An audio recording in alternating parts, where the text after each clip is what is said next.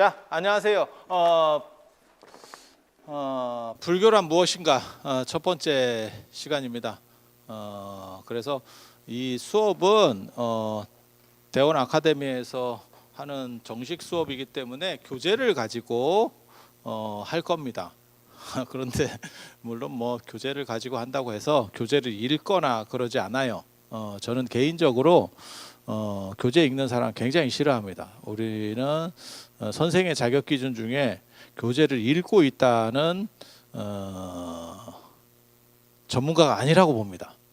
네가 전문가면 최소한 그것을 외우고 숙지할 정도까지는 돼야 된다라는 생각을 하기 때문에 뭐 읽지는 않을 거예요. 그래서 쉽게 불교가 어떤 특징을 가지고 있는지 이런 이야기들을 기본적인 것들을 해드리도록 하겠습니다. 자,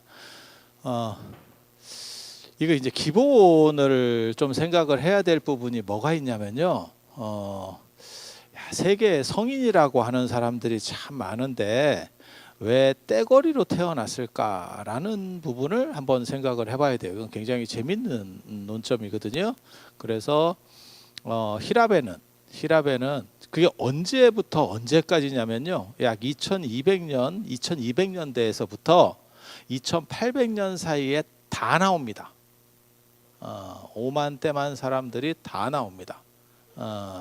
그래서 저쪽 유럽 쪽으로 가면 그게 이제 히랍 철학이라 그래가지고 처음으로 등장한 사람은 탈레스부터 시작해서 뭐 아르키메데스, 그 다음에 파르메이데스, 뭐 이런 사람들이 나오게 되는 거죠. 그리고 거기에서 이제 어떻게 보면 대표성을 가지는 사람들이 소크라테스, 그 다음에 플라톤, 아리스토텔레스.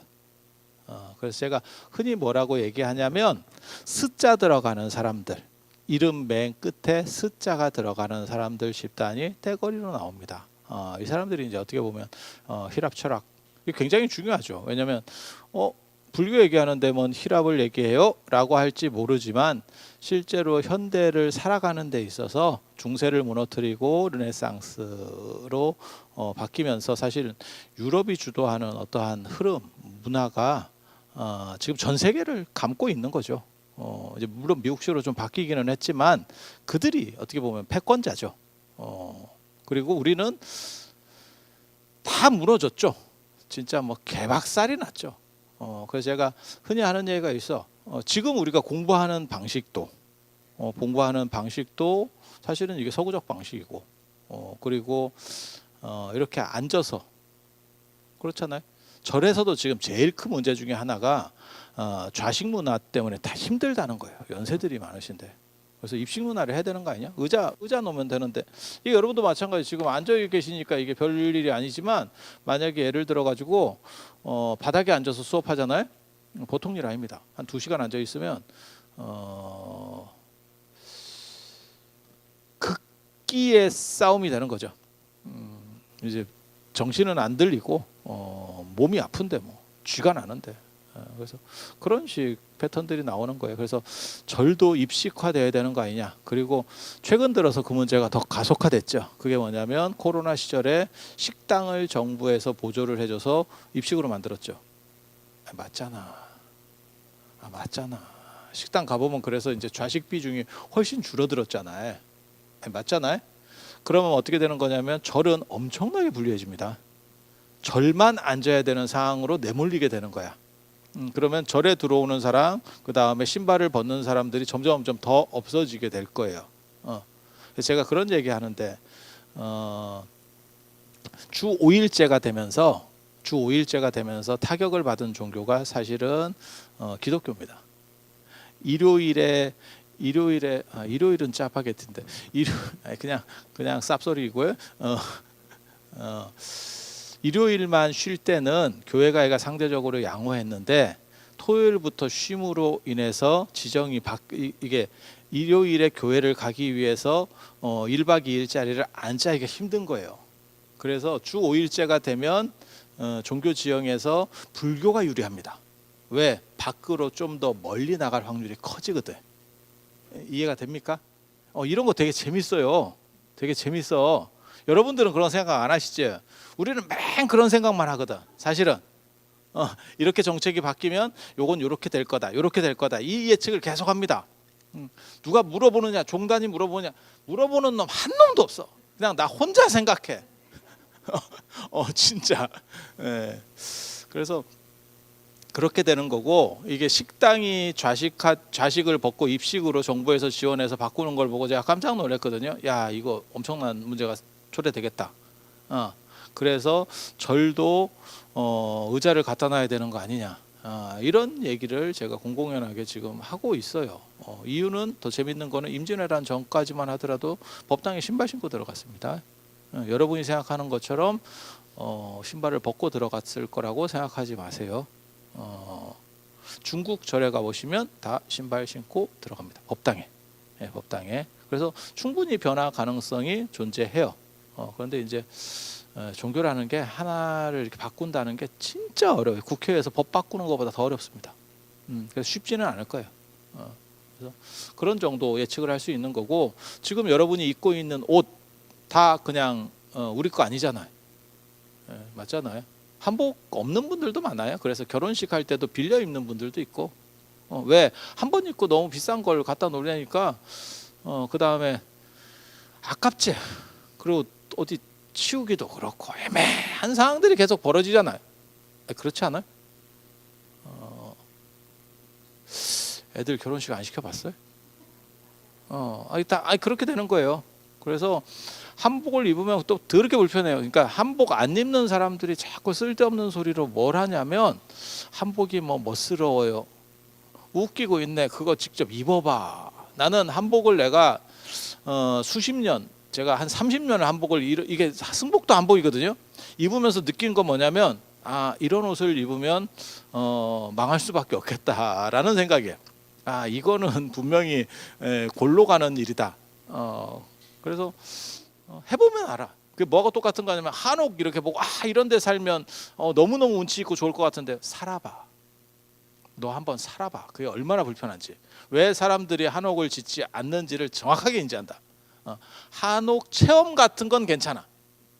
경복궁 가서 한복 빌려 입고 사진 찍는 건 괜찮아. 계속 입어봐. 왜 사람들이 편하고 좋고 뽀대가 나는데 안 하겠어? 그건 다 이유가 있는 거예요. 그러니까 입으로만 좋은 거 아니에요 라고 하지, 직접 해보면 힘들어. 그러니까 서구적으로 지금 다 바뀐 거예요. 서구적으로 다 바뀐 거예요. 그리고 거기에는 그들의 문화력도 있었지만 사실은 편리성이 존재했기 때문에 그래요. 편리성이 없었으면 안 바뀌었을 겁니다. 안 바뀌었을 겁니다. 그러니까 설득력이 있었던 거죠.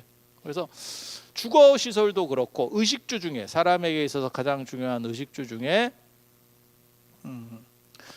식의 일부분, 음식의 일부분을 빼놓고는 싹 바뀌었죠. 한복을 입는 것도 아니고, 그렇다고 한옥에 사는 것도 아니고, 다 바뀌었잖아. 맞잖아. 전 세계에서 가장 유례가 없는 아파트 열풍이 우리나라잖아. 주거 환경에서 아파트가 압도적 비율을 차지하는 나라가 우리나라입니다. 너무너무 재밌잖아. 미국에도 없고 유럽에도 없어. 원래 한옥이라고 하는 거는 땅을 밟고 자유롭고 넓게 사는 이런 문화인데, 이거는 완전히 규격화된, 그것도 디자인도 더럽게 안 좋은, 그런 생각 안 해보셨어요? 예전에는 저희 어렸을 때만 하더라도 관공서 건축물이 디자인이 굉장히 안 좋았었거든요. 관공서하고 학교, 진짜 성냥갑 같이 다 지어놨었지. 그런데 요즘 들어서는 관공서가 되게 좋죠. 무슨 뭐 구청 뭐 이런 거 한번 봐봐. 그러면 야, 용산구청 뭐 이런 거 봐봐. 야, 속으로 그 생각 딱 들지. 야, 지도는 안 된다고 저것들이. 서울시청 이런 거 한번 봐봐. 물론 저렇게 뽀대나게 짓는 것도 서울 시민의 자랑거리가 될 수도 있어라는 생각을 들지만, 야, 지도는 안 된다고. 지돈 들면 저렇게 할까? 이런 생각이 잠깐. 그렇지 않아요? 인간이면 그렇게 가는 건데, 아파트는 디자인이 그렇게 좋아졌나? 생각해 보면 딱히 다른 건물들이 디자인이 좋아진 거에 비해서 아파트 디자인 발전 속도는 제가 보기에는 굉장히 떨어집니다. 그런데도 그 규격화 속에 사람들이 다 들어가려고 해요. 아파트하고 단독주택 차이가 뭐죠? 황금성에서 차이가 있죠. 그러니까 팔 때 단독주택은 약간의 가격이 더 널뛰는 거고, 마치 단독주택은 다이아몬드라고 똑같은 거고 아파트는 금하고 똑같은 거지. 팔 때, 살 때 말고 팔 때. 아니, 그런 생각 안 해보셨어요? 뭔 생각을 했으면 했다라고 말을 하던가. 그래서 지금 전 세계적으로 아시다시피 동아시아는 거의 문화적으로는 상당 부분을 종속당에 있는 거예요. 그리고 그것의 시발점이 뭐냐? 르네상스잖아. 르네상스가 다시 어떻게 보면 옛날로 돌아가는 그리스 전통으로 돌아가는 거잖아요. 그리스 로마의 그들의 전통. 그게 뭐냐? 힐랍 철학이죠. 힐랍 철학의 합리성이라고 하는 걸로 돌아가서 유럽은 떡상을 했고, 동아시아는 지금 뭐 그냥 이렇게 그냥 살고 있는 거죠. 그래도 아주 상태가 안 좋은 건 아니지만 세계를 주도한다 이런 느낌은 아직까지는 없죠. 그래서 그런 정도가 돼서, 그래서 힐랍 철학과 관련하면 사람들이 뭔 우리랑 뭐 큰 관계가 있어요? 라고 할지 모르지만 실제로는 직간접적으로 많은 관계가 있습니다. 우리가 살고 있는 삶의 방식 자체에서. 그리고 제가 늘상 얘기하지만 우리는 왜 국영수 할 때 수학을 그렇게 배웠는가? 그거 굉장히 재밌는 거거든요. 굉장히 재밌는 거예요. 저도 학교를 쭉 다니다 보면 졸업 시험에는 영어 시험을 봅니다. 대학원이나 이런 데서는 다 졸업 시험에 영어 시험을 봐요. 그럼 내가 영어를 잘하냐? 아니, 그런 건 아니고 졸업 시험에 영어 시험을 본다는 얘기지 잘한다는 얘기는 아니거든. 그래서 영어 시험은 봐. 나도 영어 시험을 굳이 왜 보는지는 잘 모르겠어. 이유는 아니 영어 쪽하고 관계가 없는데 우리 전공이 영어랑 별 관계가 없는데 왜 영어 시험을 보지? 그런데 영어는 봐. 그러면 국어는 우리가 그냥 평생 쓰는 거니까 뭐 그런갑다. 그래서 국영수 배점에서 국어가 큰갑다. 이해가 되잖아. 영어는 뭐 외국에 영어 쓰는 놈도 많고 이러니까 이해가 되지. 수학은 어렵기는 딥다 어려운데 한 30만 넘어가도 특별히 그쪽 전공자들이 아니면 그쪽으로 해서 뭐 밥 먹고 사는 사람이 아니면 구구단만 외워도 충분한데 왜 이런 식으로 그렇게 사람의 머리에 쥐가 나도록 했을까? 그게 플라톤 때문입니다. 플라톤. 그래서 힐랍 철학에서는 진리에 이르는 방법을 수학이라고 생각했어요. 수는 우리가 볼 수 있는 것 중에서 수학은 가장 깔끔하대. 그러니까 예외가 없지. 그래서 인간이 진리에 이르는 중간 단계로 현상적으로 드러나는 것은 수다. 그래서 수에 대해서 강조를 하게 되는 거고, 그렇게 하다가 우리 수학 체계까지 들어온 사람이 피타고라스. 다 들어보셨잖아, 그죠? 피타고라스 얘기 들으니까, 이름 들으니까 전생 막 떠오르는 느낌 안 들어요? 맞다, 피타고라스도 있었다 이런 생각 들잖아. 근데 피타고라스가 굉장히 특이한 종교인입니다. 그 학파가 있고 그게 어떻게 보면 약간 사이비 종교 같은 그런 느낌의 종교예요. 피타고라스가 되게 재밌는 사람이야. 그래서 뭐 콩을 먹지 마라, 금지식인데 콩이 나와. 각 종교마다 금지식들이 있거든요. 불교도 있잖아. 뭐 매운 거 관련된 거, 뭐 부추, 뭐 달래, 마늘, 파, 흥거, 뭐 이런 것들 뭐 먹지 마라. 들어보셨죠? 한 번 정도는. 그게 약간 매운 음식이고 이게 냄새가 호불호가 갈리면서 다른 사람에게 민폐를 끼칠 수 있는, 마치 관광버스 안에서 오징어 먹는 것과 비슷한 뉘앙스를 주기 때문에 이걸 먹지 말라고 하거든요. 그렇게 다 금지식이 있어. 이슬람에서는 돼지고기를 먹지 말라. 힌두교에서는 소고기를, 아니, 그런 얘기 들어봤잖아. 세상에 별 사람들 다 있어. 여러분 몰라서 그래요. 그 종교들 이렇게 보면 소금 먹지 마라도 있어. 소금 먹지 마라. 우유 먹지 마라도 있고. 근데 우유 먹지 마라나 이런 거는 요즘도 나오는 거 아니에요? 이제 뭐 비건 중에서도 진짜 빡신 비건 하면 우유도 안 먹나 걔네? 뭐 그런 식도 가능한 거예요. 그래서 어떤 원칙들이 있는데 콩 먹지 마라 뭐. 그래서 피타고라스가 그 정리를 하려고 했던 건 아니고 그걸 통해서 진리에 도달하는 방법으로서 수를 제시하는 거예요. 그리고 그런 쪽에서 힐랍 철학에서 가장 대표적인 사람이 아시다시피 소크라테스, 플라톤, 아리스토텔레스 요 세 명. 세 명이 불교식으로 말하면 할아버지, 아들, 자식, 이제 손자지 이렇게. 그래서 스승과 제자, 사제간에 이렇게. 그래서 힐랍 철학에는 숫자 들어가는 사람들이 떼거리로 나왔고 그 중에서 가장 대단한 사람 세 명. 세 명. 소크라테스, 플라톤, 아리스토텔레스. 여러분이 힐랍 철학을 몰라도 한 번 정도는 다 들어봤을 법한 그 사람. 그 사람.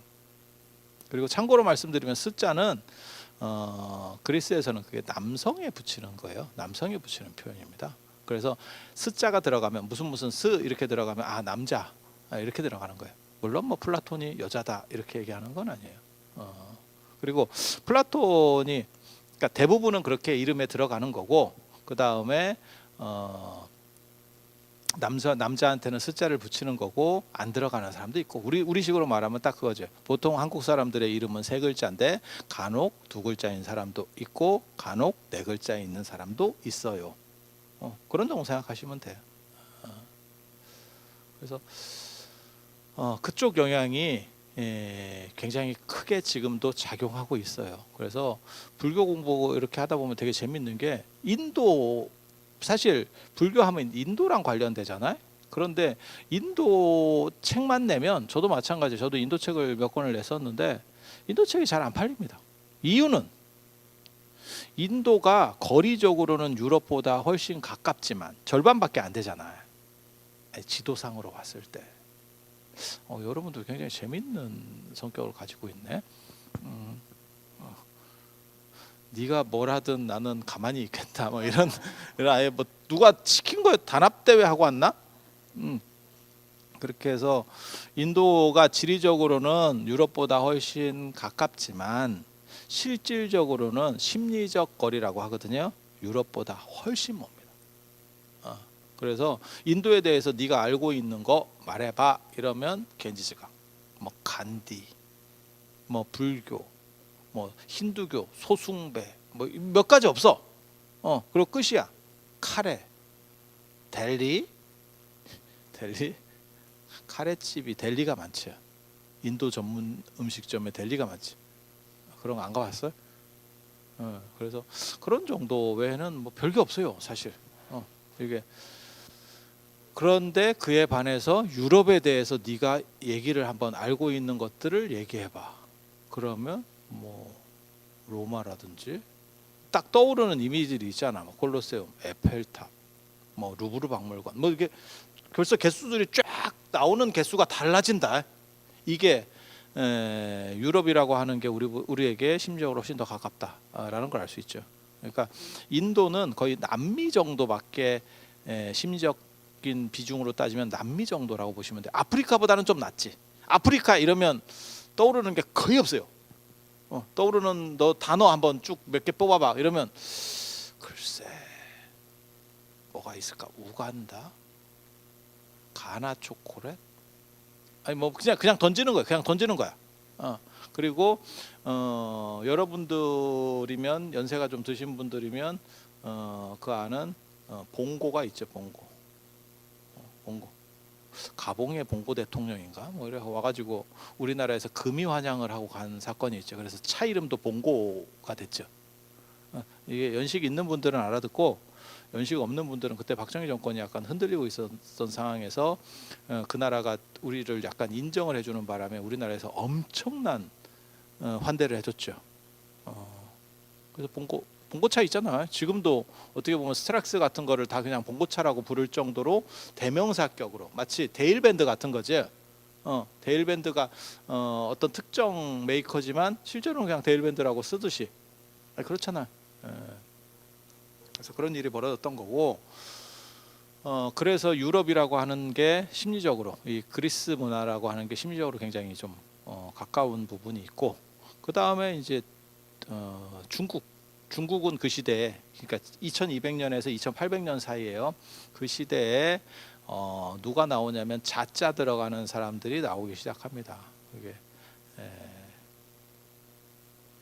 가장 성격 좋을 것 같은 자 이러면 순자. 그래도 영부인도 하셨었잖아 예전에. 그리고 요즘은 별로 안 좋은데 옛날에는 좋았던 자 묵자. 묵자. 그 다음에 잘 놀 것 같은 이렇게 자유주의자 노자. 노자. 뭐 장자 맹자. 아니 다 들어봤잖아요 한 번씩. 제일 잘 나가는 사람은 누구냐? 공자, 맹자, 노자. 그 자자 들어가는 사람이 굉장히 많거든요. 그거는 성씨를 붙이는 거고 앞에다가 그러니까 공씨면 공을 붙이는 거고 뒤에다가 자는 큰 선생님이라는 뜻이에요. 큰 선생님. 예전에는 성씨가 많지 않았기 때문에 성씨만 붙여도 구분이 됐습니다. 그러면 성씨가 같은 성씨가 두 개 나오면 어떻게 해요? 그러면 이름을 붙입니다. 그래서 한비자 같은 경우도 있는 거예요. 한비자 같은 경우는 이제 이름이 붙는 거죠. 한비 이렇게 헷갈리니까 한씨가 둘이 있으니까. 재밌는 얘기 해드릴까? 뭘 해도 재미없는 표정으로 들을 것 같긴 한데 그냥 재밌는 얘기 하나 해드리면 우리가 원래 성씨가 없었거든요. 전 세계적으로 성씨가 다 없었어요. 진짜 특수한 사람들만 성씨가 있었어. 한국에서 아마 한국사에서 가장 성씨가 빨리 있었던 사람이 진흥왕일 거예요. 그 전에는 이것도 약간 불분명해. 그러다가 이제 김진흥 이렇게 해서 이제 진흥왕부터 시작된 걸로 대충 이렇게 파악을 하는데 성씨가 없다가 나중에 성씨들을 막 붙이는 거거든요. 성씨를 붙이는데 그 과정에서 우리나라 사람들은 큰 성으로다가 다 붙어버렸어. 그래서 김이박이 엄청난 비중을 차지하는 거지. 그리고 뭐 최씨나 정씨나 이런 몇 개 빼놓고는 그 다음에는 그냥 군소성씨야. 몇 명 없어. 맞잖아. 그렇게 가는 거고 성을 다 그렇게 붙였고 미국이나 유럽 같은 데서는 전부 이렇게 찢어져 버렸어요. 우리는 몇 개 덩어리 안으로 다 들어갔고 우리는 그리고 저쪽은 다 찢어졌어. 그래서 우리는 성을 붙이는 게 아니고 성으로 구분이 되는 게 아니고 이름으로 구분이 됩니다. 사람이 이름이 구분이 되는 거고 유럽이나 미국은 성만 가지고 구분이 돼요. 오바마면 오바마, 트럼프면 트럼프, 바이든이면 바이든. 그게 성이잖아, 성. 걔네 성만 부른다니까. 조 바이든이잖아. 그런데 그냥 바이든이라고 부르잖아. 아니 맞잖아. 그래서 걔네는 성만 불러. 왜 성만 부르느냐? 성만 불러도 충분한 변별력이 있는 거예요. 근데 우리는 예를 들어서 김씨 이러면 어쩌라고가 되는 거예요. 누군데? 그 누구 이렇게 나오겠지. 그래서 얼마나 김씨가 많으면 서울에서 김서방 찾기. 아니 맞잖아. 그런 속담이 있을 정도로. 그러니까 이게 문화가 굉장히 좀 다른 거예요. 똑같이 성이 없다가 성들을 만들어 갔는데 불과 얼마 전에 다 성들이 생기는 거거든요. 그런데 우리는 성으로다가 다 큰 데로 다 때려 들어갔고 쟤네는 다 쪼개진 거예요. 흥미롭지 않아? 내가 얘기할 때도 조금 불안했어. 이게 좀 뭘 해도 잘 안 될 것 같은. 근데 되게 재밌는 게 춘추 전국시대에는 성으로 구분했구나. 얘네 지금 성으로. 그러니까 공자, 맹자, 공자는 공구거든요. 맹가 이렇게 되는 거거든요. 그러니까 이름 모르잖아. 여러분이 그냥 다 공자, 맹자로 부르는 거죠. 그래서 자자는 큰 선생님, 그 성씨의 가장 큰 선생님, 대표성을 가지는 큰 선생님 그런 뜻이에요. 그래서 저 히랍에는 스자 들어가는 사람들, 그 다음에 중국에는 자자 들어가는 사람들, 백가쟁명이라고 떼거리들이 있는 거. 저쪽은 소피스트들, 철학자들 있는 거고. 그리고 똑같은 시대에 인도를 보면 인도에도 또 덕지 나오죠. 엄청나게 나오죠. 엄청나게. 다 같은 시대예요. 진짜 다 같은 시대. 조금 앞뒤로 차이도 있긴 한데 사실 요즘 같이 줌으로다가 회의하면 같이 회의도 되겠다 싶은 정도로 시대가 겹쳐. 이게 가능한가 싶은 생각이 드는 거죠. 그래서 인도에도 363견이 있다, 뭐 62견의 견해가 있었다. 그러니까 많은 철학자들이 나오기 시작하는 거예요. 철학자, 종교가들, 종교인들. 그러니까 새로운 사상에 대해서 얘기들을 하는 사람들이야, 이 사람들이. 그리고 결국 거기서 나중에 짱을 먹는 사람이 누구냐? 부처님하고 마하비라입니다. 부처님하고 마하비라. 부처님이 불교를 개창하신 거고, 마하비라라는 사람은 누구냐? 이 사람은 자이나교. 우리나라에는 자이나교가 잘 안 들어와 가지고 잘 모릅니다. 우리나라의 자이나교 기업으로 들어와 있는 게 타타, 대우 상용차인가, 쌍용 상용차인가, 그게 타타 그룹이 인수를 했죠. 그 타타가 자이나교 그룹이에요. 그래서 그거는 내수 종교입니다. 그러니까 세계 종교가 있고 내수 종교가 있거든요. 그러니까 내수 종교는 뭐냐면 그 문화권 안에서 왔다 갔다 하고 있는 거예요. 유교 이런 거 생각하시면 돼. 그건 동아시아에만 있어. 유럽에 있냐? 유럽에 누가 유교 있냐? 없지. 그럼 인도에 있냐? 없지. 이렇게 되는 거. 이걸 지역 종교라고 하고 그냥 쉽게 말하면 내수 종교예요. 내수 종교. 자기네들끼리만. 그래서 인도를 벗어나지는 못했어요. 그런데 굉장히 강력한, 그래서 그렇게. 그리고 이 사람들이 야 진짜 짜고 치는 것처럼 어떻게 이렇게 동시에 나왔을까? 라는. 그리고 그 당시에는 뭐 통신이 있는 것도 아니고 제대로 막 교역이 막 활발하게 움직이기도 어려운 시절이잖아요. 그런데 동시성을 작동시킨다는 건 뭐예요? 뭔가 그 배경에 사회적인 뭔가 큰 변화가 있었는가 보다라고 생각을 해볼 수 있지. 세상에 큰 변화들이 일어날 때는 다 똑같아요. 그러니까는 어떤 문화적인 게 한 단계 올라가 버리든지, 안 그러면 기후 환경적으로 바뀌든지, 그러니까 민족의 대이동 뭐 이런 게 생겼어. 이러면 분명히 거기에는 기후적인 문제가 있습니다. 그래서 농사가 안 되는 거야. 우리도 마찬가지지. 외구가 범람할 때, 외구가 한참 서댈 때, 그럴 때 뭐 어떤 사건이 이제 고려 말에 어떤 사건이 있어? 기후가 안 좋은 거예요. 그러니까 치고 나오는 거거든. 아니 그러면 섬에서 먹고 살 것도 없는데 흉년이 들어가지고, 내륙이면 흉년이 들면 안쪽에서 땡겨오면 돼. 물자를 땡겨오면 돼. 돈이 더 들어서 그렇지. 근데 섬은 끝입니다. 그냥 생각해봐. 내가 제주도 사는데 야 이번에 농사가 날라갔네. 야 이게 뭐 이런 식으로 되나? 그래갖고 딱 계산을 해보니까 석 달 먹을 거밖에 없어. 그럼 어떻게 돼요? 석 달 먹고 다 죽어? 아니죠. 석 달 안에 나가서 뭔가를 해봐야지. 아니, 그렇지 않아요? 뺏어 오든지 손가락 빨고 죽든지 둘 중에 하나 선택이에요. 그래서 그런 기후 환경적, 뭐 훈족의 대이동, 뭐 게르만의 이동, 뭐 이런 대부분 다 마찬가지입니다.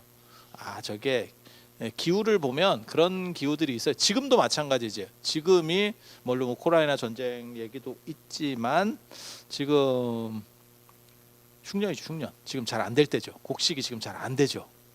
아니, 맞잖아요.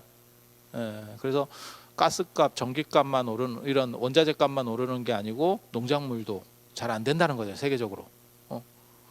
그러면 문제가 당연히 생기죠. 우리나라 정도는 경제력이 있으니까 좀 비싸더라도 사 먹지만 못 사 먹는 나라가 있다는 얘기거든요. 그거는 비싸지면 그렇게 가는 거예요. 그러면 그 나라는 요즘 같으면 굶거나 원조를 받을 수밖에 없지만 예전 같으면 치고 나가는 거죠. 거기 야 어떻게 좀.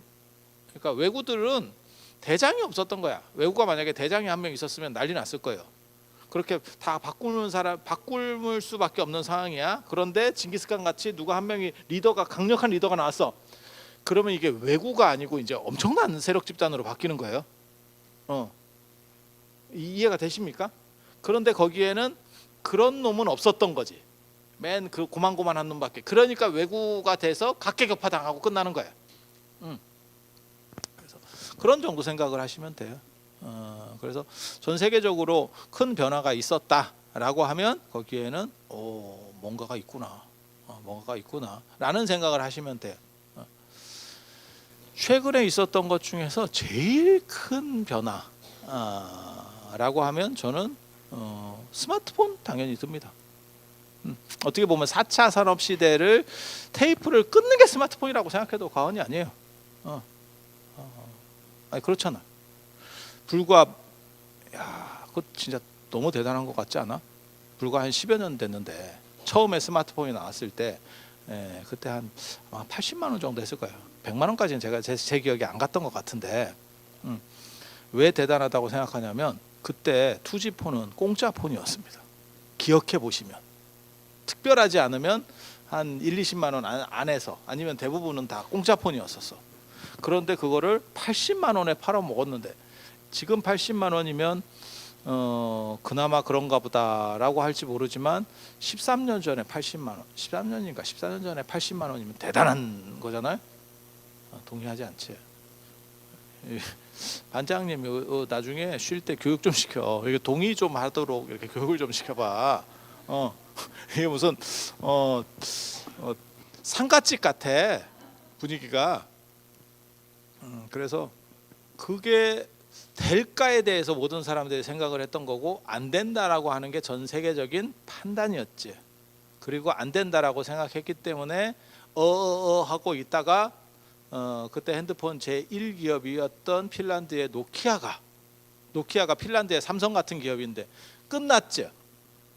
1등 기업 끝났고 그때 2등 판매율을 가지고 있었던 게 삼성이고 삼성은 어떻게 우여곡절 끝에 갤럭시를 만들어서 지금 오고 있는 거고 3등이 LG 끝났죠. 아니 기업이 끝난 건 아니고 핸드폰 사업부는 끝났죠. 4위가 제가 알기로는 모토로라일 겁니다. 모토로라 끝났죠. 그게 시장 변화가 얼마나 컸으면 1등으로 올라가는 것도 어렵지만 저렇게 한 방에 가는 것도 어려워요. 전 세계적인 기업이 불과 한 방에 넘어간다? 그거 되게 어려운 것 같지 않아요? 그만큼 시장 변화가 엄청나게 큰 사건이 벌어졌죠. 그리고 애플은 기업이 막 떡상을 하기 시작했고, 그래서 제가 그 얘기 하잖아. 누가 저한테 그러던데 뭐 미래를 예측하고 어쩌고 그래서 내가 그런 쓸데없는 소리 하지 말고 네가 그런 재주가 있으면 세상이 바뀌는 거지. 그게 쉽게 네가 할 수 있는 접근 영역이 아니다 내가 이랬거든. 그러면서 제가 뭐라고 얘기를 했냐면 만약에 미래를 알 수 있으면 삼성이 반도체를 만들 필요가 없고 삼성에서 어떻게 보면 이건희 회장님이 제일 잘한 게 반도체를 밀어붙인 거거든요. 그게 오늘날 삼성을 만들었잖아. 우리 어렸을 때만 하더라도 LG나 삼성이 그냥 뻑까뻑까한 회사였지 지금은 이렇게 놓으면 삼성 입장에서는 이게 옷다 갖다 비벼 이렇게 된다고. 코스피의 3분의 1을 차지하는 게 삼성인데 맞잖아. LG랑 같은 대등 기업이 아니잖아. 그런데 제가 뭐라고 했냐면 미래를 예측할 수 있으면 굳이 반도체 안 만들어도 돼. 그냥 삼성을 팔아가지고 그때 애플 주식 샀으면 반도체 이익 얻은 것만큼의 이익이 났어. 내가 이렇게 얘기했거든. 되게 재밌는 거예요 이게. 그래서 애플이 지금 그렇게 됐죠. 그때 전 세계 기업들은 애플이 망할 거라고 생각해요. 지금은 이렇게 됐죠. 아람코보다 애플이 주가가 높은 걸 저는 저게 되나? 아람코라는 기업 아세요? 아람코 모릅니까? 전 세계 엄청난 기업이에요. 아람코 그러니까 여러분 못 들어보셔서 그래. 그 주식 상장한 지가 얼마 안 돼서 그래.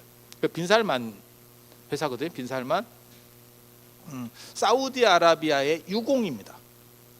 사우디아라비아 전체 석유 매장을 관리하는 회사가 아람코예요. 아람코. 사우디아라비아가 석유만 가지고 전 세계를 이렇게 흔들 수 있는 정도의 힘이 있잖아. 그거의 힘이 아람코라고. 이해가 됩니까? 애플한테 안 됩니다. 이게 가능한가? 이게 가능한가 싶어. 그 정도로 애플이 대단한 회사예요.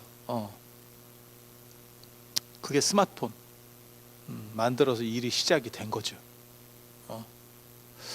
그리고 그 뒤로 세상을 얼마나 바꿨나를 생각해봐. 두세 살 먹은 애들한테도 울음을 그치게 하고 애를 앉혀서 조용히 있게 하려면 핸드폰을 틀어주는 시절이다. 아니 맞잖아. 그리고 저 같은 경우는 이제 기차나 이런 거를 제가 운전면허가 없으니까 이런 걸 대중교통을 많이 타고 가면 애들은 중간에 계속 산만하잖아. 그럴 수밖에 없잖아. 애가 앉아 있는다고 앉아 있으면 그게 애가 아니지. 별짓을 다 하거든요. 이게. 그런데 엄마가 귀찮으면 핸드폰을 꺼내서 세워줘. 그러면 애가 이렇게 보다가 광고가 나오면 바로 킵을 하면서 계속 갑니다. 야, 이거 이 어린애가 몇 초 보다가 딱 누르고 몇 초 보다가 얼마나 반복했으면, 야, 진짜 대단한 거죠. 그러니까 애들도 다 먹혔고, 그리고 코로나를 저는 굉장히 중요하게 보는데요. 코로나가 IMF보다 더 큰 사건이라고 봅니다, 개인적으로. 왜? 코로나 전에는 연세 드신 분들은, 제가 컴퓨터 1세대예요 거의. 저보다 나이 많은데 컴퓨터를 쓴 사람들은 진짜 희한한 사람들이고, 제가 윈도우 전부터 쓰기 시작했다. 내가 도스 컴퓨터부터 쓰기 시작한 컴퓨터 거의 1세대가 저희 세대거든요. 그래서 저보다 나이 많은 분들은 컴퓨터 활용 능력이 당연히 없습니다. 컴퓨터보다는 주판이 편하다. 주판이 컴퓨터 아니냐? 인류가 만들어낸 최고의 컴퓨터는 주판 아니겠어? 이렇게 생각을 하고 있었고, 그분들이 끝까지 컴퓨터 쪽에 익숙하지 않았어. 인터넷 세상으로 안 들어왔다고. 그런데 코로나를 겪으면서 그런 게 어딨냐? 안 들어오면 못 살아. 이 상황이 된 거야. 그전에는 인터넷으로 물건 사려면 물건을 좀 그런 건 보고 사야지, 이렇게 했었어. 처음에 코로나 터졌을 때 제가 뭐라고 보살님들한테 말씀을 드렸냐면, 두부 한 모도 다 배달이 돼요, 이렇게 말하면, 에이 그런 게 어딨어요, 이렇게. 야, 진짜 내가 진짜 그게, 야, 진짜 이렇게 억울할 수도 있구나라는 생각을 했었어. 왜? 아니, 사실을 얘기해 주는데 어디다 구라를 치냐, 이런 반응이 나오니까. 근데 지금 만약에 몇 년 지났잖아, 한 2, 3년 지났잖아요. 두부 한 모도 배달이 돼요 라고 말했을 때, 그거 당연한 거 아니에요? 이렇게 바뀐 거잖아. 설마 두부 배달되는 거 모르는 건 아니지. 다 되는 거예요. 그러니까 그런 식으로. 그러니까 코로나 전에도 그런 게 배달이 됐었어요, 사실은. 근데 어른들은 그런 쪽에 못 들어왔었던 거지. 근데 지금은 다 들어온 상황이 돼버렸지. 그래서 인터넷 힘이 훨씬 강력해졌습니다. 4차 산업을 코로나 때문에 제 생각에는 10년 이상 앞당겼다고 생각해요. 완전히 인터넷 안으로 다 들어온 거예요. 지금 사람들이 못 들어오고 돌아가실 때까지 계속 팩스나 보내고 있었을 분들이 인터넷 안으로 다 들어온 거예요. 원튼 원치 않든. 그래서 세상이 지형을 바꿨지. 진짜 그 스마트폰 자체가 지형을 바꿨지. 그래서 이렇게 하나의 큰 변화들이 있는 거예요. 그리고 조금 과거로 넘어가면 화약의 발견, 뭐 나침판의 발견, 이런 것도 다 그런 거예요. 그리고 눈에 안 보이는 무형적 발견으로 인류에게 가장 큰 충격을 줬던 거, 영의 발견. 기원 전후에 있었던 영의 발견. 영의 발견. 야, 영은 진짜 어떻게 생각을 해냈는지 모르겠어. 우리는 이해하고 있으니까 영을 쉽게 생각하지, 자기 값은 없는데 다른 것과 붙었을 때 작용값만 존재해. 영이. 그러니까 자기 것만 있을 때는 영이 100개가 있어도 영이야. 그런데 숫자하고 붙기만 하면 이게 쭉쭉쭉쭉 늘어나죠. 이게 불교에서 말하는 공사상이거든. 공사상 나올 때 영이 나오는 거예요. 같이 나오는 겁니다, 패키지로. 그래서 공에서는 뭐라고 하는 거냐면, 실체는 없고 작용만 있다. 이게 영도 딱 그런 거예요. 자기 실체는 없어. 그래서 진짜 이게 이해하기 어려운 개념, 굉장히 추상적 개념입니다. 여러분은 지금 이해하고 있으니까 그건 뭐 이렇게 할지 모르지만, 그냥 인류가 영을 발견해내기 위해서 이거는 내가 보기에는 진짜 몇천 년 동안 머리 굴려도 영 생각해낼 수가 없다니까. 스티브 잡스가 스마트폰 만든 거, 이거는 게임도 안 돼요. 영 개념을 생각해내는 게 훨씬 어려운 개념입니다, 여러분. 불의 발견, 이런 거 비교도 안 돼요. 불은 자연적으로도 있으니까, 뭐 낙뢰에 의해서 불이 발생할 수도 있고, 나무들이 비벼져 가지고 그 자연 발화에 의한 산불 같은 거가 존재하는 거거든요. 나뭇가지들이 서로 비벼 가지고 지들이 불내, 이런 경우들도 있어요. 그러니까 불의 발견이라고 하는 거는 그냥 우리가 불을 잘 못 피워서 그런 거지, 저거 하면 돼. 이렇게 채집해다가 안 꺼지게 잘 쓰면 버티면 돼. 물론 뭐 저는 불 피우는 게 그렇게 어려운지는 김병만의 정글의 법칙 보면서 내가 느꼈거든. 와, 이게 우리 어렸을 때 그냥 만화책으로 볼 때는 이게 불을 피울 수 있다고 생각했는데 이게 거의 거짓말에 가깝던데, 그죠? 그 정글의 법칙을 보면 거기 나오는 사람들이 그게 체력이 보통 체력인 사람들이 아니거든. 아니 그러니까 뭐 진짜 대단한 사람은 아니지만 우리보다는 체력이 더 좋은 사람이에요, 보통 사람들보다. 그러니까 그런 데 가겠지. 근데 그 사람들이 그 중에서도 제일 힘쓰는 사람이 이런 거 하고 있는데 안 되지. 안 되지. 난 그때 추성훈이 불 못 피우는 거 보고 깜짝 놀랐거든. 야, 추성훈 정도면 금방 피울 수 있어야 되는 거 아니야? 걔 그거 했잖아, 나무로 이거 밀더라. 이거 미는 거, 이거 밀어서 마찰열로 불 내는 건데, 야, 이종격투기 선수가 불을 못 피우네. 그러면 저거 배웠던 게 다 구라 아니야? 이런 생각이 들 정도로. 물론 뭐 잘하는 사람은 잘해요. 뭐 베어 그릴스 뭐 이런 거 그런 채널에 나오는 내셔널 지오그래픽 이런 채널들에 나오는 애들 보면 걔네는 불 피우는 거 그냥 껌이던데, 그냥 쑥쑥 하면 다 돼. 마법같이 돼. 근데 일반인은 추성훈도 잘 안 되는 거야. 그러니까 그런 거가 쉬운 건 아니지만 그래도 그거는 어떻게 하면 알 수 있는 거지. 그리고 불 쓰다 보면 뭐 녹으니까 공을 우리가 발견해낼 수도 있고 뭐 철을 발견해낼 수도 있고, 아니 그거는 연결이 되잖아. 공은 개념 자체가 완전히 다릅니다, 영에 대한. 그리고 수학적 영이 없었다면 현대 문명이 이루어질 수 있을까? 사실 저는 현대 문명에서 제일 중요한 게 철하고 영이라고 생각을 하거든요. 철이 빠져버리면 우리가 고층 건물이나 이런 게 뭐 유지가 될까? 아니 그 정도 견뎌낼 수 있는 강도가 없잖아. 그리고 아이러니하게도 철은, 야, 희한하지. 철보다 비싼 거 되게 많잖아. 철이 되게 쌉니다, 여러분. 철이 싼지 어떻게 아냐면 핫팩 사보면 알아. 핫팩이 몇백 원밖에 안 하거든. 싸게 사면 한 200원, 비싸게 사면 한 500원. 이제 바가지 쓰고 사면 1,000원 이렇거든요, 핫팩이. 사봐. 그 핫팩이 뭐냐면 그 안에 쇳가루가 들어있는 거예요. 그래서 그게 녹슬면서 산화열을 방출해서 핫팩이 되는 거야. 원리가 그래요. 그래서 찢어보면 나중에 까맣게 돼. 다 녹슬어가지고 까맣게 되는 거야. 그래서 내가 재밌는 거라고 이제 말도 못하겠다. 하도 재미없어 하니까. 핫팩을 빨리 따뜻하게 하는 방법 가르쳐 줄까? 불면 돼. 불어. 입으로 불어. 핫팩을 불어. 그러니까 촌 사람들이 어떻게 생각하냐면 핫팩을 하면 흔들면 된다라고 생각하는 건데, 흔드는 게 아니고 핫팩을 대놓고 불어. 그러면 엄청나게 따뜻해져요. 빨리 따뜻해져. 빨리.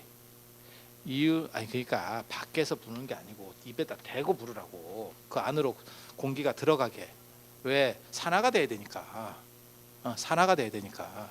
그래서 밖에 공기를 집어 넣어주면 산화 속도가 빨라진다고. 뭘 얘기해도, 야, 이거 큰일 났네. 한 학기 동안 이거 어떻게 가지? 나 앞날이 깝깝하네. 그래서 근데 이 철이라는 게 굉장히, 철보다 비싼 금속이 엄청나게 많거든요. 철보다 대부분 다 비쌀걸? 구리도 철보다 비싸지 않을까? 뭐 니켈 우리가 쓰는 거 다 그렇지 않을까? 알루미늄도 철보다 비쌀 것 같은데, 그냥 생각해봐도. 금, 은 이런 거는 뭐 당연히 비싼 거고. 근데 왜 금이 비싼가 생각해 보셨어요? 왜 금이 비쌀까? 희소성 때문에 비싸겠죠, 그죠? 사실은 그렇게 크게 쓸모도 없는데 희소성을 가졌거든, 얘가. 근데 금 많은 데를 내가 알고 있거든요. 금 많은 데를 내가 알거든. 여러분 원하시면 제가 가르쳐 드릴 수 있어. 금 많은 데가 어디냐면 지구 중심 쪽에 많이 있어요. 지구가 만들어질 때 무거운 거는 다 가라앉았거든요, 중앙 쪽으로. 그래서 무거운 그러니까 지금같이 딱딱해진 상황이 아니고 애가 몰랑몰랑할 때, 몰랑몰랑할 때 마치 커피 믹스를 물에다가 탔는데 잘 안 저으면 설탕이 밑으로 가라앉는 것처럼 이게 다 무거운 거는 다 가운데로 가라앉았어. 그리고 흙이나 먼지같이 이렇게 가벼운 애들이 밖으로 밀려난 거죠. 그 상태로 굳은 거야. 그래서 지구 안쪽으로만 들어갈 수 있으면 금이 겁나 많다는 거거든. 들어가서 캘 수가 없어서 문제지. 근데 한 가지 의문은 모든 금속은 그래서 지표면에 별로 없는 겁니다. 금속은 무거우니까 상대적으로 다 가라앉는 거예요. 그래서 땅 속에 있는 거예요. 그런데 쇠는 산화되면 가벼워진다는 거죠. 그래서 그 산화된 걸 환원시키면 그러면 쇠가 되는 거예요. 그래서 지표면에도 쇠가 많은 겁니다. 쇠가 무거운데도 불구하고 얘는 가볍게 바뀔 수 있는 성질이 있었기 때문에 그거를 우리가 쓰기가 좋았던 거죠. 만약에 쇠가 금만큼의 지표면에 또 금만큼밖에 매장량이 없었으면 인류 문명은 발전하지 못했습니다. 그렇지 않아? 나무로 도대체 얼마나 건축이나 이런 거를 대단한 걸 할 수 있었겠어? 끼케야 황룡사 구축목탑이지. 아니 그렇잖아. 그래서 그렇게 생각하시면 돼요. 그래서 철의 발견 이런 것들 다 중요한 발견이에요. 그래서 그런 발견들이 무언가 하나가 있으면 그 다음에 세상이 바뀌기 시작해. 세상이 바뀌기 시작해. 그리고 그렇게 세상이 바뀌기 시작할 때 그걸 시대적 요청이라고 하는 겁니다. 시대적 요청. 지금도 세상이 바뀌기 시작하는 거예요.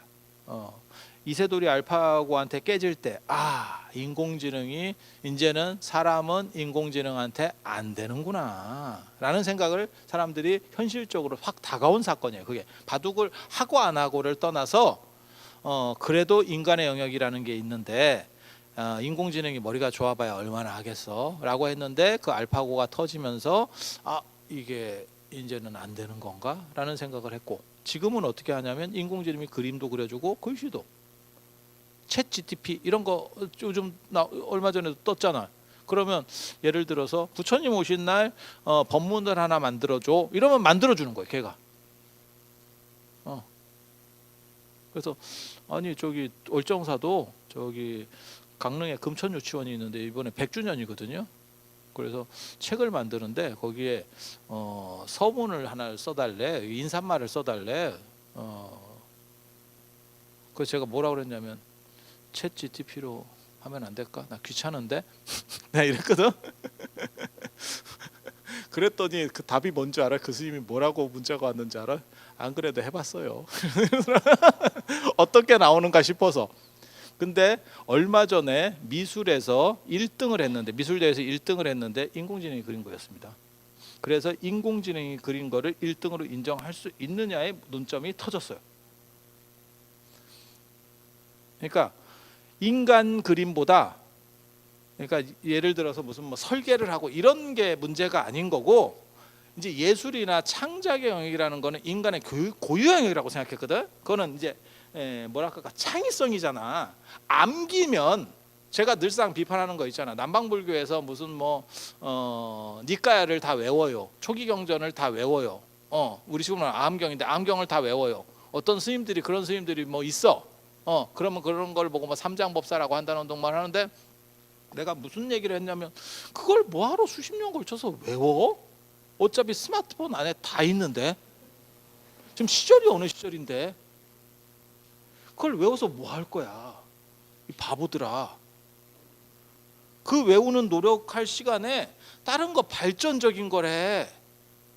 우리는 그렇게 비판하거든요. 그 발전적인 게 뭐냐? 그 내용을 가지고 무언가를 해서 새로운 얘기들을 해내라는 거지. 근데 그 새로운 얘기까지도 인공지능이 할 수 있는 상황이 됐다니까 지금은. 그러니까 아함경에서 부처님께서 자비에 대해서 말씀하시는 걸 뽑아줘. 그럼 뽑아주는 거야. 쭉쭉쭉쭉쭉 나오는 거야. 이러한 것의 특징이 뭐야? 이러면 얘가 특징을 잡어. 야이씨, 이제 빨리 죽어야 돼. 우리도 얼마 안 남았어. 이게 얼마 안 남았어. 몰라, 내가 음식도 내가 되고 싶다. 음식도 3D 프린터로 해가지고 딱 기본 설비들 딱 그 음식 세트 갖춰놓고 미슐랭 요리사가 만드는 것처럼 스테이크를 만들어 줘. 그래서 어떠한 소스가 돼서 어떤 맛이 났으면 좋겠어. 그러면 인공지능이 딱 판단을 해가지고 3D 프린터로 지지직 해서 탁 내줄 수 있는. 얼마 안 남았어. 얼마 안 남았어. 이게 오래 남았다고 생각하지 마. 얼마 안 남았어. 지금. 그리고 그 발전 속도가 엄청나게 빨라요. 지금. 왜? 돈이 되거든. 그쪽은 돈이 되거든. 그래서 지금 그런 정도까지 왔어요. 근데 거기에 왔는 거에서 사실은 어떻게 보면 가장 핵심에 아까 그 배경으로서의 뭐 철도 있고 뭐 다음에 불의 발견도 있고 뭐 어쩌고 뭐 영의 발견도 있고 별게 다 있을지 모르지만 사실 스마트폰이 있는 거지. 스마트폰이 제가 그런 얘기를 논문에서 썼었거든요. 집안에 있는 짭다리한 것들은 전부 집이 나를 묶어버릴 거예요. 나중에. 그래서 집 전체가 하나의 시스템으로 돌아갈 겁니다. 모든 가전이나 이런 것들이 집으로 묶여 있을 겁니다. 집으로. 그러니까 집, 차, 스마트폰 세 개로 묶입니다. 참고로 말씀드리면. 그래서 집에 들어가서 온도가 덥네 이러면 지가 알아서 다다다다다 하는 거예요. 몇 시에 테레비 이러면 테레비가 나오는 거고 이제 곧 지금 벌써 연결시키고 있어. 그러니까 여러분들이 스마트폰 같은 거 사시면 뭐 갤럭시를 샀는데 삼성 거랑 있어. 그러면 걔가 뭐라 그러냐면 이거 연결하실래요? 자꾸 이렇게 뜬다고. 너 연결할래? 이제 좀 있으면 그렇게 돼. 그러니까 집이 한 세트로 묶이는 거고 차가 한 세트로 묶입니다. 차가 한 세트로 묶입니다. 그리고 핸드폰이 한 세트로 묶어. 그래서 요 세 개 중에 하나는 잡고 있어야 돼. 안 그러면 날아가는 거예요. 그러니까 세탁기 이런 거는 뭐 다 필요도 없는 거예요. 저런 LG나 그래서 그런 데가 주가가 안 올라간다고. 그래서 어떻게 보면 스마트폰이 그거를 만들어낸 거지. 그리고 그 덕분에 그런 엄청난 혁명적인 것들을 이루었기 때문에 그 시발이 스마트폰이니까. 그래서 애플 주가가 저렇게 올라간 거죠. 그리고 또 다른 세계들이 열리게 되는 거예요. 그리고 제가 얘기하려는 거는 지금 이 세계를 얘기하려는 게 아니고 2200년 전에서 2800년 전에 있었던 그 왜 전 세계의 성인이라고 하는 사람들이 그렇게 떼거리로 동시에 나타났는지 그 배경에는 도대체 뭐가 있었는지 그 얘기를 이제 해드리려고 합니다.